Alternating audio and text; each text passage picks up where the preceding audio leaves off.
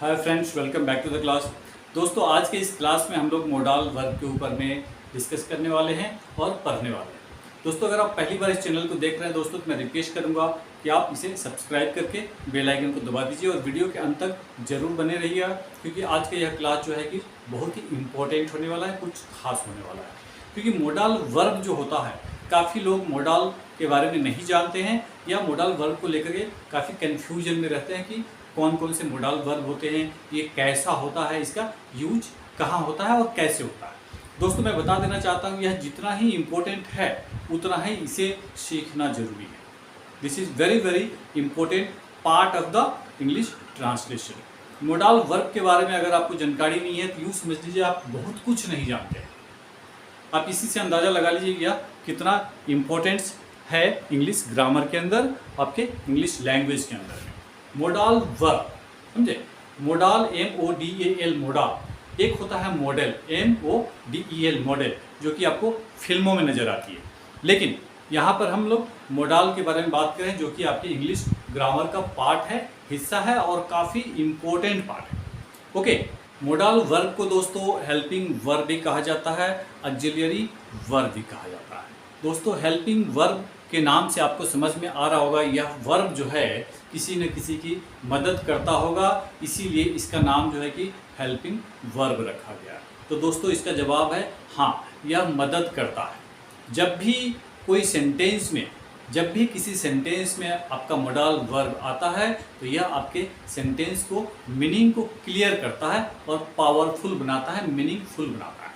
इसलिए इसको helping verb भी कहा जाता है। इसके बिना जो है कि आपका सेंटेंस अधूरा रह जाएगा, अगर आप मोडाल वर्ब का इस्तेमाल अपने सेंटेंस में नहीं करते हैं ज़रूरत के हिसाब से। तो ओके, तो आइए देखते हैं आपके मोडाल वर्ब में कौन कौन से वर्ब हैं और उसका यूज कब, कहाँ और कैसे किया जाएगा। ओके, जैसा कि आप देख पा रहे हैं बोर्ड के ऊपर में मैंने लिख रखा हुआ है can, could, may, might, must, shall, will, should, would and ought to.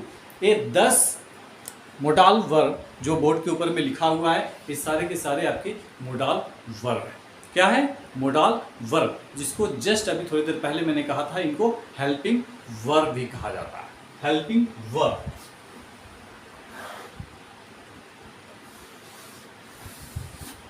इनको जो है कि हेल्पिंग वर्ब भी कहते हैं।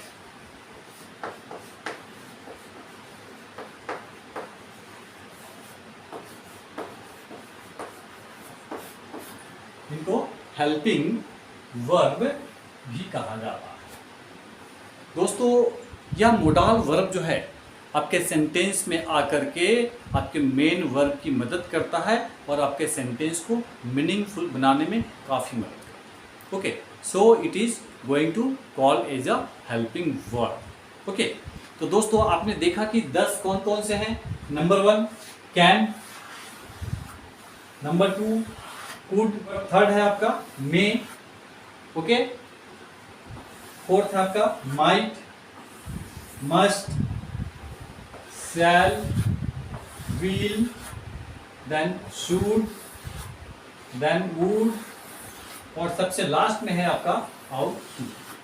ये टोटल 10 मोडाल वर्ब है आपके इंग्लिश ट्रांसलेशन में या इंग्लिश ग्रामर के अंदर। ओके दोस्तों, इसका इस्तेमाल आप कब करेंगे और कहाँ करेंगे और कैसे करेंगे, this is also very important things और पार्ट टू अंडरस्टैंड। ओके, इस चीज़ को भी आपको बढ़िया से समझ लेना होगा ताकि इसके इस्तेमाल को आप अच्छी तरह से कर पाओ, सही जगह पे आप इसका इस्तेमाल कर पाओ। अगर आप सही जगह पर इनका इस्तेमाल नहीं करेंगे तो भी आपका सेंटेंस गलत ही होगा। अगर आप चाहते हैं कि सही हो तो इसके इस्तेमाल को, इसके यूजेस को अच्छी तरह से आपको समझ लेना होगा।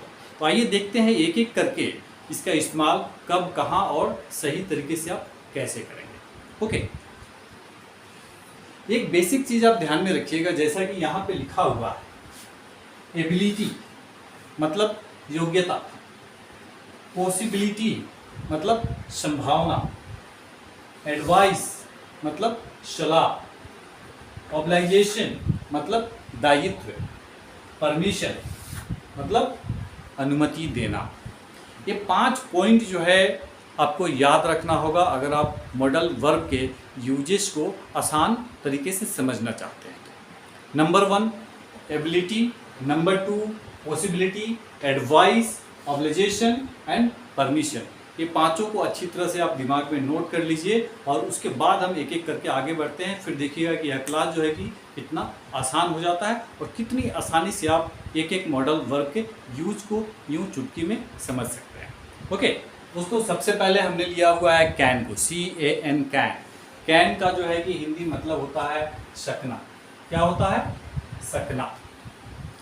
कैन का इस्तेमाल आप कब करेंगे और किस प्रकार के वाक्यों में करेंगे? जब भी एबिलिटी से जुड़ा हुआ कोई वाक्य होगा, क्षमता को प्रदर्शित करने वाला कोई वाक्य होगा, पावर को या कैपेसिटी को प्रदर्शित करने वाला जब वाक्य होगा, उस कंडीशन में, और हाँ प्रेजेंट में, जब भी प्रेजेंट में पावर, कैपेसिटी, एबिलिटी, इन सारे चीज़ों को दर्शाने के लिए जब भी आपका सेंटेंस बनता है, वहाँ पे कैन का इस्तेमाल करें, वहाँ पर कैन का इस्तेमाल किया जाता है। ओके, फॉर एग्जाम्पल एक सेंटेंस हम लेते हैं। मैं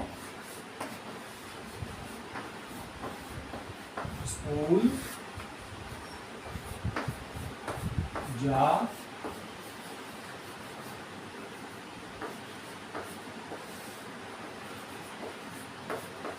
सकता हूँ। दोस्तों, आपका सेंटेंस है मैं स्कूल जा सकता हूँ। इस सेंटेंस में आप देखिए, यहाँ जा सकता हूँ, यह जो है मेरी एबिलिटी को यहाँ पे दिखा रही है। आपके इस सेंटेंस में एबिलिटी को रिप्रेजेंट कर रहा है कि मैं स्कूल जा सकता हूँ, मेरे पास में क्षमता है कि मैं स्कूल जा सकता हूँ। इस प्रकार के वाक्यों में कैन का इस्तेमाल किया जाता है क्योंकि यहाँ एबिलिटी रिप्रेजेंट हो रहा है, एक सामर्थ्य रिप्रेजेंट हो रहा है। इस कंडीशन में आपका ट्रांसलेशन कैसे बनेगा? आई, और इसके बाद में आपका मॉडल वर्ब आएगा, I can. Okay, then verb आएगा, गो टू स्कूल। आपका सेंटेंस क्या बना? I can go to school. और एक इंपॉर्टेंट पार्ट आप याद रखिएगा, जब भी आपका मॉडल वर्ब यूज होता है उसके जस्ट बाद में आपका जो है कि मेन वर्ब आता है। वो जो है यहाँ पे आपका मेन वर्ब है और यह कभी भी V1 के रूप में आएगा, अपने ओरिजिनल रूप में आएगा। इस चीज़ को क्लियरली नोट कर लीजिएगा। कुछ भी हो जाए, लेकिन जब भी मॉडल वर्ब का इस्तेमाल होगा उसके बाद में आने वाला जो मेन वर्ब होगा वह हमेशा अपने ओरिजिनल रूप मतलब V1 के रूप में आता है। V2, V3, V4 या V5 के रूप में कभी नहीं आएगा। कब आएगा? V1 के रूप में आएगा। ओके, तो यह चीज़ क्लियर हो गया। इसी सेंटेंस को आप नेगेटिव भी बना सकते हैं। मैं स्कूल नहीं जा सकता, मैं स्कूल नहीं जा सकता हूँ। इस कंडीशन में क्या करेंगे? I can go to school, तो यहाँ पे नेगेटिव हो जाएगा, I can not go to school. इसी सेंटेंस को हमने नेगेटिव बना दिया। आप चाहे तो इसको इंट्रोगेटिव बना सकते हैं, इंट्रोगेटिव नेगेटिव बना सकते हैं। इंट्रोगेटिव में करना क्या है? कैन को आपको पहले लिखना है, इसके बाद आपको सब्जेक्ट को लिखना है। Can I go to school, ये आपका प्रश्नवाचक हो जाएगा। फिर इंट्रोगेटिव नेगेटिव भी बना सकते हैं। ओके, इसी प्रकार से जो है कि आपका मॉडल वर्ब इस्तेमाल होता है। कैन के इस्तेमाल को आपने देखा कि जहाँ पे सामर्थ्य की बात होती है वहाँ पे हमें कैन जैसे मॉडल वर्ब का यूज करना होता है, तब जाके आपका यह सेंटेंस जो है मीनिंगफुल बनेगा। सपोज अगर हम इस कैन को यहाँ पे नहीं लिखते तो क्या होता? आई गो टू स्कूल। क्या आपका यह सेंटेंस क्लियर होता? नहीं होता।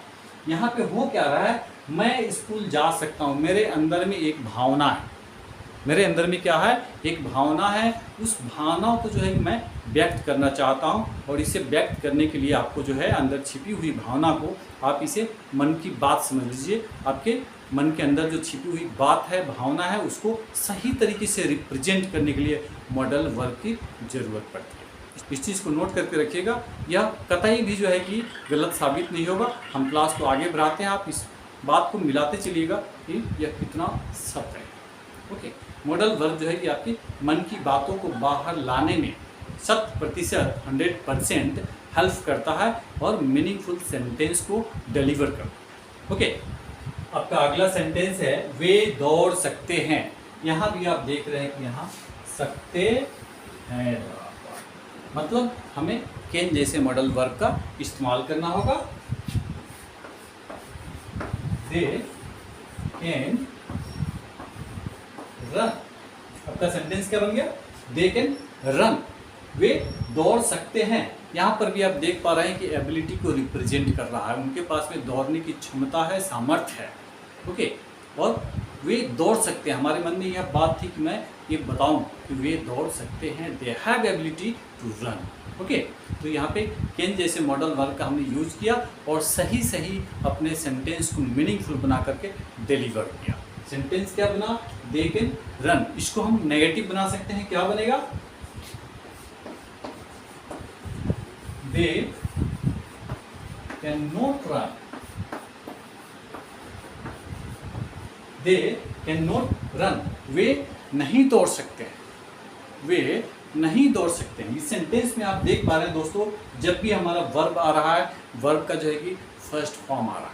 जैसा कि मैंने शुरुआत में आपको बताया था कि इसके साथ में जो भी वर्ब आएगा वह अपने ओरिजिनल रूप भी1 के रूप में आएगा। ओके, आपके जितने भी मॉडल वर्ब हैं 10 के 10 सबके साथ में ऐसा ही होगा। मॉडल वर्ब के साथ जो मेन वर्ब आता है वह हमेशा भी1 के रूप में आएगा। आई थिंक कैन के बारे में जो भी डाउट होगा शायद क्लियर हो चुका रहेगा। आप इसी प्रकार से अदर सेंटेंस भी ले सकते हैं जिसमें सामर्थ्य की बात होती हो और आपको लगे कि कैन का इस्तेमाल होगा, कैन जैसे मॉडल वर्ब का इस्तेमाल होगा, तो आप कैन का इस्तेमाल कीजिए और उसका ट्रांसलेशन कीजिए। आपका ट्रांसलेशन जो है कि सही होगा। आइए अगला मॉडल वर्ब लेते हैं दोस्तों। कुड का हिंदी मतलब होता है सकना। आपने देखा कि कैन का भी हिंदी मतलब सकना था, लेकिन वह प्रेजेंट में था। कुड जो है आपके कैन का पास्ट फॉर्म है और इसका मतलब सकना होता है, पास्ट फॉर्म है, समझे ना।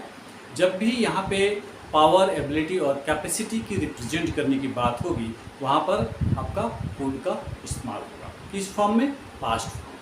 आइए कुछ सेंटेंस लेते हैं और सेंटेंस के माध्यम से समझने का प्रयास करते हैं कि कुड को हम कैसे यूज करेंगे तो सही होगा। ओके,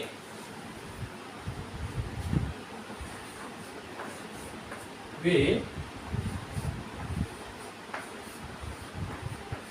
खेल सकते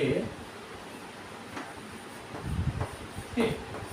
दोस्तों यह सेंटेंस देखिए, वे खेल सकते थे। उन्होंने खेला या नहीं खेला इस चीज़ का यहाँ पे कोई इन्फॉर्मेशन नहीं है, लेकिन यहाँ पे दिखा क्या रहा है कि वे खेल सकते थे, उनके पास में खेलने की एबिलिटी थी। ओके, यहाँ फिर वापस एबिलिटी वाली बात आ जा रही है, पावर और कैपेसिटी वाली बात आ जा रही है। इसका मतलब है कि हमें कुड का इस्तेमाल यहाँ पे करना होगा।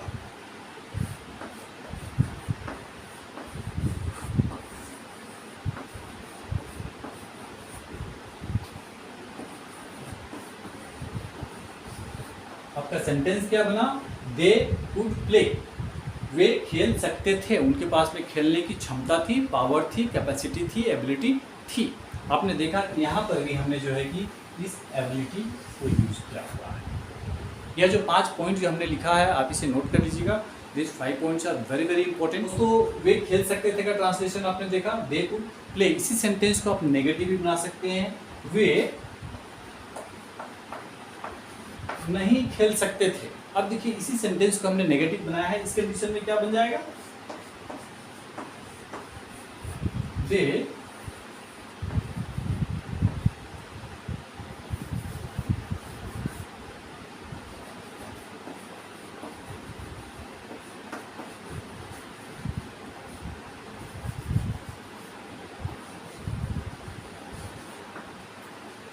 कुड नॉट प्ले, वे नहीं खेल सकते थे। दोस्तों बहुत ही सिंपल है। वे खेल सकते थे, दे कुड प्ले, वे खेल सकते थे, दे कुड नॉट प्ले, वे नहीं खेल सकते थे। दोस्तों बहुत ही सिंपल है, सिर्फ इसे बारीकी से आप समझने का प्रयास कीजिए, कुछ भी टफ नहीं है। लेकिन हाँ, ये जो 5 पॉइंट हमने लिख रखा हुआ है, ability, advice, possibility, obligation and permission, इनको दिमाग में रखिएगा, क्योंकि टोटल 10 के 10 जो आपके मॉडल वर्ब्स हैं इन्हीं के आधार पे चलते हैं। ओके, कैन में आपने देखा एबिलिटी को हमने यूज़ किया, कुड में आपने देखा कि हमने एबिलिटी को यूज़ किया। ओके, दोस्तों अगला सेंटेंस हमने लिया है, जब मैं 10 साल का था तब मैं तैर सकता था। इस सेंटेंस में देखिए, जब मैं 10 साल का था, ओके, यहां से यहां तक एक आपका सेंटेंस है, तब मैं तैर सकता था। यहां पे आप देखिए पास्ट एबिलिटी की बात हो रही है, मैं तैर सकता था। ओके, तो यहाँ पे देखिए बहुत ही बढ़िया सेंटेंस है। एक कॉम्प्लेक्स टाइप का सेंटेंस आपको लग रहा हो, but it is very simple. जब मैं 10 साल का था तब मैं तैर सकता था। इसका ट्रांसलेशन कैसे होगा? सबसे पहले हम क्या करेंगे, इस पार्ट का translation. Okay, I could swim. आपने देखा कुड के जस्ट बाद में जो आपका मेन वर्ब आया है V1 के रूप में आया, I could swim when I was 10 years old। I could swim when I was 10 years old। आपने देखा कि ये जो व्हेन है ये जब के लिए आया है। जब आगे हम एडवांस ग्रामर की ओर बढ़ेंगे तो इन सारी चीज़ों को मैं बताऊंगा, वहाँ जाके ये क्लियर हो पाएगा कि व्हेन का इस्तेमाल जो है कि जब के रूप में कब और कैसे होता है। फिलहाल जो है कि आप कुड को समझिए। आई कुड स्विम, कुड के जस्ट बाद में आपका जो है कि V1 आया है वर्ब का, और यह जो है कि आपके पास्ट पावर से जुड़ा हुआ सेंटेंस है, तो यह पास्ट को दर्शा रहा है, when I was 10 years old, जब मैं 10 साल का था। इसी सेंटेंस को आप नेगेटिव भी बना सकते हैं, जब मैं 10 साल का था तब मैं नहीं तैर सकता। यहां पे नहीं लगेगा, तो जस्ट आपके कुड के ऊपर में नोट लग जाएगा, ठीक है। I could not swim when I was 10 years old। यह सेंटेंस आपका नेगेटिव है। आपने देखा कि बहुत ही खूबसूरती से जो है कैन और कुड दोनों का जो है कि ट्रांसलेशन हम लोगों ने किया और बहुत आसानी से हो गया, और दोनों ही जगह एबिलिटी को रिप्रेजेंट किया है, सामर्थ्य को, क्षमता को, कैपेसिटी को इस सेंटेंस में रिप्रेजेंट किया गया है। आइए आगे बढ़ते हैं और तीसरा मॉडल वर्ब लेते हैं और उसको सीखने का प्रयास करते हैं। दोस्तों तीसरा मॉडल वर्ब आपका है मे, जिसका हिंदी होता है सकना, जैसा कि बोर्ड के ऊपर में जस्ट हमने लिखा है, और इसका जो इस्तेमाल होता है कैन और कुड से कुछ अलग होता है। इस्तेमाल जो है कि हमने प्रेजेंट एबिलिटी को रिप्रेजेंट करने के लिए किया है, और वहीं हमने कुड का इस्तेमाल जो है कि पास्ट एबिलिटी को रिप्रेजेंट करने के लिए किया है। लेकिन यहाँ पर मे का इस्तेमाल दोस्तों हम लोग यहाँ पे तीन चीज़ को रिप्रेजेंट करने के लिए करने वाले हैं।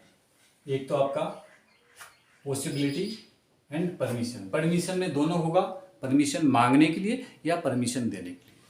तीन हो गए आपके, परमिशन मांगना और परमिशन देना, अनुरोध और अनुमति दोनों के लिए। और तीसरा जो आपको पहले बताया था मैंने, पॉसिबिलिटी, संभावना को व्यक्त करने के लिए, जैसे कि आज वर्षा हो सकती है। ओके, आज वर्षा हो सकती है। यहां पे आप देख रहे हैं कि आज वर्षा हो सकती होगी या नहीं होगी, इसका कोई डिस्क्रिप्शन या इंफॉर्मेशन नहीं है, लेकिन एक संभावना है कि आज वर्षा हो सकती है। इस कंडीशन में जो है कि हमें यहाँ पर मे जैसे मॉडल वर्ब का यूज करना होगा। सेंटेंस आपका क्या बनेगा? It may rain today. इसी सेंटेंस को दोस्तों आप नेगेटिव भी बना सकते हैं। नेगेटिव बनाने में आपका बनेगा क्या? आज वर्षा नहीं हो सकती है। It may not rain today. Negative बनाना बहुत ही आसान है। अगर आप पहले वाले सेंटेंस को समझ जाते हैं तो नेगेटिव बनाने में जो है कि कोई दिक्कत नहीं है। एक बार में आप समझ सकते हैं। ट्रांसलेशन में आपने देखा होगा, सेम प्रोसीजर यहाँ भी हमें यूज करना है। जस्ट मॉडल वर्ब के बाद और मेन वर्ब के पहले हमें नोट लगाना है। ओके दोस्तों, आपका अगला वाक्य है, क्या मैं अंदर आ सकता हूँ। यहाँ पे परमिशन मांगा जा रहा है, आप रिक्वेस्ट कर रहे हैं। मान लीजिए क्लासरूम के आप बाहर हैं, आपको अंदर आना है और यू आर रिक्वेस्टिंग। ओके, यहाँ रिक्वेस्ट के फॉर्म में है, क्या मैं अंदर आ सकता हूँ। अंदर आने की आप अनुमति चाह रहे हैं। ओके, यहाँ पर देखिए, क्या मैं अंदर आ सकता हूँ? सेंटेंस में आप देख रहे हैं सकता हूँ लगा हुआ है, लेकिन आप पोलाइटली रिक्वेस्ट कर रहे हैं। इस कंडीशन में भी मे का इस्तेमाल होगा। मे को हम सबसे पहले रखेंगे। जैसा कि आप जानते हैं, कभी भी हेल्पिंग वर्ब या मॉडल वर्ब को जो है कि सेंटेंस के पहले रख करके क्या जैसे प्रश्नवाचक वाक्यों का ट्रांसलेशन हम हिंदी से अंग्रेजी में करते हैं। मे आई कम इन। दोस्तों आपका सेंटेंस क्या बना? मे आई कम इन। इसको आप नेगेटिव भी बना सकते हैं। क्या मैं अंदर नहीं आ सकता हूं? इस कंडीशन में क्या होगा? मे आई नो कम इन।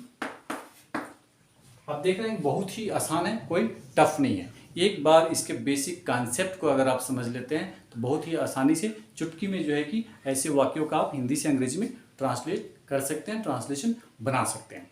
इसमें आपने देखा कि परमिशन लेने वाली बात हो गई, लेकिन जब आप परमिशन देते हैं, जैसे अब आप जा सकते हो या अब आप जा सकते हैं, इस कंडीशन में आप परमिशन दे रहे हैं, परमिशन मांग नहीं रहे हैं। यहाँ भी आपका मे जैसा शब्द ही यूज होगा, मे जैसा मॉडल वर्ब ही यूज होगा। आइए उसका ट्रांसलेशन करते हैं, फिर देखते हैं। सेंटेंस है अब आप जा सकते हैं। Okay, you may go now. आपका सेंटेंस क्या बना? You may go now. आप देख रहे हैं कि यहाँ पे हमने मॉडल वर्ब को यूज किया है। ये आपका V1 है, मेन वर्ब है जो कि V1 के रूप में आया हुआ है। आपका सेंटेंस बन गया यू में गो नाउ, अब आप जा सकते हैं। दोस्तों बहुत ही आसान है, यहाँ पे परमिशन देने वाली बात थी। 3 चीज़ों को आपको ध्यान में रखना है अगर आप मे को अच्छी तरह से समझना चाहते हैं तो। सबसे पहले परमिशन लेना, परमिशन देना। ओके, दोनों जो है कि आपके परमिशन का पार्ट है, अनुरोध और अनुमति। और तीसरा जो है पॉसिबिलिटी, संभावना। जैसे कि वर्षा के ऊपर जो बताया था कि आज वर्षा हो सकती है, एक संभावना है। इट में रैन टुडे। ओके, इट में नोट रैन टुडे, आज वर्षा नहीं हो सकती है, एक संभावना को व्यक्त किया जा रहा है। इस प्रकार के वाक्यों के ट्रांसलेशन में हमेशा मे जैसे मॉडल वर्ब का यूज होता है। आइए देखते हैं फोर्थ वन। ओके, तो 3 मॉडल वर्ब अभी हम लोगों ने देखा, कैन, कुड और मे। अभी 3 एक ऐसे मॉडल वर्ब आने वाले हैं, should, must and ought to, जिसका हिंदी मतलब होता है चाहिए, लेकिन तीनों का इस्तेमाल अलग अलग जगह पे अलग अलग मतलब को लेकर के आता है। ओके, पहले हम शुड को लेते हैं।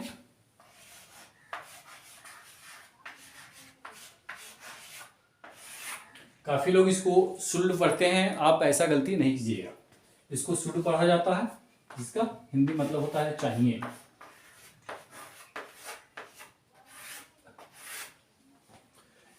शुड का इस्तेमाल होता है नॉर्मली सलाह देने के लिए, उपदेश देने के लिए। क्या करने के लिए? सलाह देने के लिए या उपदेश देने के लिए होता है। जैसे कि यहाँ पे हमने एडवाइस लिखा हुआ है। जब भी किसी को सलाह देने की बात हो, आपके वाक्य से ऐसा झलकता हो कि एडवाइस इस वाक्य में छुपा हुआ है, तब वहाँ पे शुड जैसे मॉडल वर्ब का यूज होता है। फॉर एग्जाम्पल, आपको रोज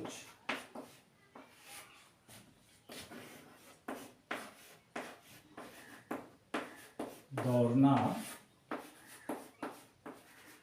चाहिए। इस सेंटेंस में देखिए, आपको रोज दौड़ना चाहिए, एक सलाह छुपा हुआ है, एडवाइस छुपा हुआ है। जब इसका ट्रांसलेशन करेंगे तो क्या बनेगा? आपको, यू शुड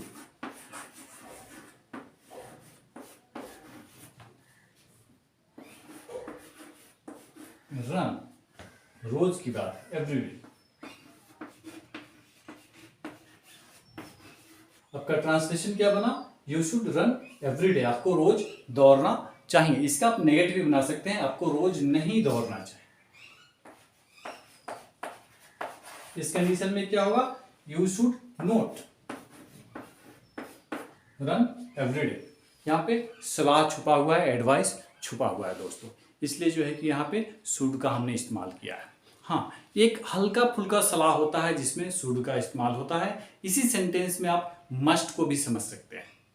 एक होता है जोरदार सलाह।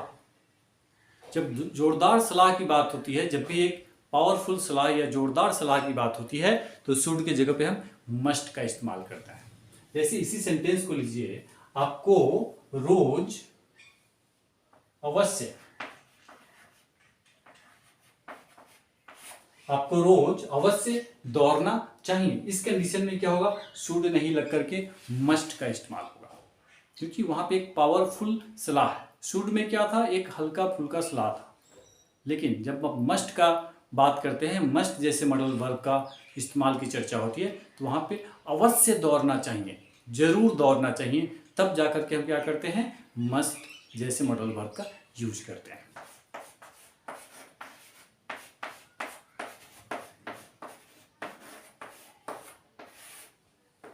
मस्ट का भी हिंदी मतलब जो है कि चाहिए होता है। यहाँ पे आप देखिए कि मस्ट का इस्तेमाल जो है कि कहाँ कहाँ पे होगा। जब जोरदार सलाह की बात होगी, वहां पे हम मस्ट का इस्तेमाल करते हैं। आपको रोज अवश्य दौड़ना चाहिए। इस कंडीशन में क्या होगा, you must run every day. अगर इस सेंटेंस को, अगर इसी सेंटेंस को आप नेगेटिव बनाना चाहें, आपको रोज अवश्य नहीं दौड़ना चाहिए, तो हम क्या करेंगे, मस्ट के बाद में हम नोट लगा देंगे। यही सेंटेंस जो है कि आपका नेगेटिव ही बन जाता है। आप देख पा रहे हैं कि अगर आप शुड को समझ लेते हैं, तो मस्ट को समझना आपके लिए बहुत ही आसान हो जाता है। ओके, अगला है आउट टू, जिसका हिंदी मतलब होता है चाहिए। शुड का भी चाहिए था, मस्ट का भी चाहिए था, और आउट टू इसका भी मतलब होता है हिंदी में चाहिए।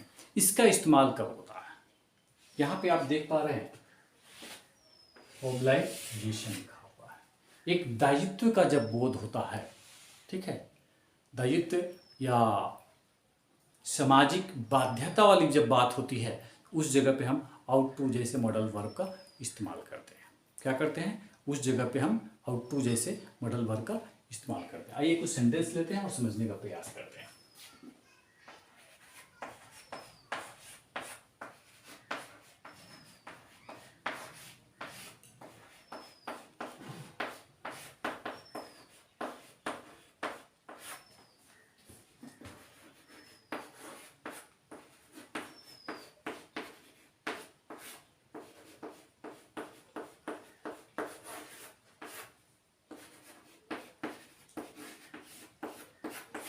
आपका अगला वाक्य है, हमें अपने माता पिता की आज्ञा माननी चाहिए। यहाँ पे एक सामाजिक बाध्यता वाली बात है, एक कर्तव्य को पूरा करने वाली बात है। इस कंडीशन में आउट टू का इस्तेमाल होगा, और वाक्य के अंत में आप देख रहे हैं चाहिए लिखा हुआ है, तो क्या बनेगा, वी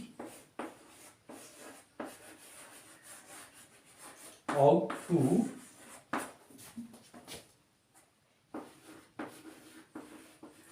ओबे our parents।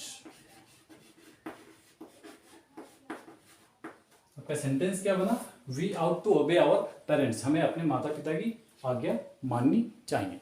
दोस्तों बहुत ही सिंपल है, सिर्फ कॉन्सेप्ट को अगर आप पकड़ लेते हैं तो मॉडल वर्ब का इस्तेमाल बहुत आसानी से आप समझ सकते हैं। कुछ भी रॉकेट साइंस नहीं है, बहुत ही सिंपल है। दोस्तों आपका अगला वाक्य है, आपको दयालु होना चाहिए। यहाँ पे आप देख रहे हैं कि एक सामाजिक बाध्यता वाली बात है, तो हम क्या यूज करेंगे, you ought to be kind. You ought to be kind, आपको दयालु होना चाहिए। दोस्तों आप देख पा रहे हैं कि बहुत ही सिंपल है, एक से एक हमने जो है कि एक कॉन्सेप्ट को लेकर के चला, और हम लोगों ने बहुत आसानी से इसको करते चले गए। आप ध्यान में रखिए, कैन के साथ में आप अगले कूड को इस्तेमाल कीजिए, क्योंकि कैन में क्या होता है, प्रेजेंट पावर को रिप्रेजेंट करता है और कूड वहीं पे पास्ट पावर और एबिलिटी को रिप्रेजेंट करता है। उसके बाद में आप मे को समझिए। ओके, मे को समझने के बाद में आप शुड पे आइए, देन मस्ट पे आइए, देन आउट टू पे आइए। इस प्रकार से आगे चल के आप 10 के बारे में सीखिए, एक एक करके आप बहुत आसानी से समझ जाएंगे, कोई टफ नहीं है। दोस्तों बाकी जो बच गया मैं अगले पार्ट में कवर करूंगा, तब तक के लिए जो है कि आप लोग इसे देखिए, समझिए। अगर कुछ कन्फ्यूजन होता है तो कमेंट बॉक्स में आकर के अपना प्रॉब्लम टाइप करके भेजिए, मैं उसका जरूर रिप्लाई करूंगा। दोस्तों हाँ, अंत में अगर आपको वीडियो अच्छा लगा, आपको लगा हो कि आपने इससे कुछ सीखा है या और भी आपके दोस्त जो है कि सीख सकते हैं, तो इसे लाइक कमेंट के साथ साथ शेयर करना नहीं भूलिएगा। ज़्यादा से ज़्यादा शेयर कीजिएगा ताकि जो है कि और भी लोगों को इसका फ़ायदा मिल सके। Okay, thank you.